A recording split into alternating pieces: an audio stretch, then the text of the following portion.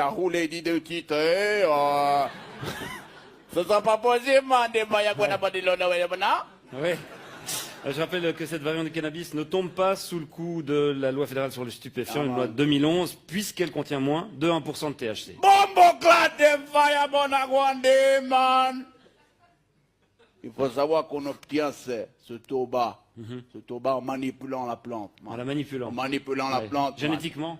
En faisant des croisements, man, des petites chimies, et on atténue comme ça le produit, on le rend allégé.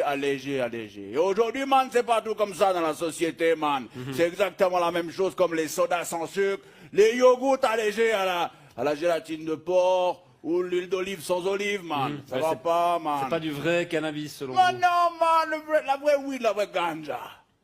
La vraie ganja. Il faut la planter avec amour. Il faut la faire grandir sous les incantations de Joe Rastafari.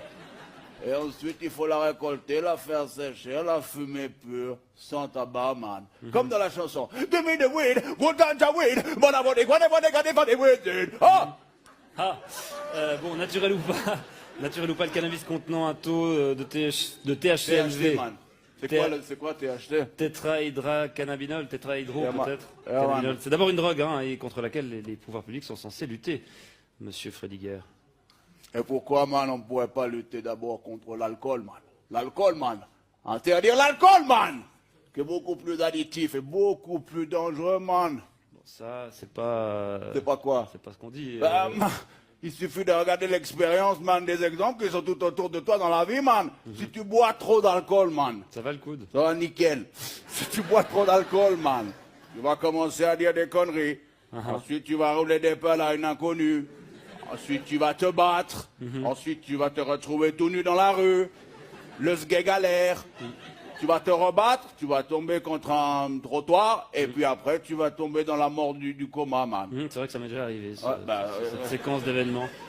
Alors que si tu fumes trop de weed, man, si tu fumes trop de weed, qu'est-ce que tu risques? Qu'est-ce que tu risques, man? La même chose. Non, man, tu risques juste de t'endormir. Et au pire, man, de lâcher une ou deux petites caisses, vite fait.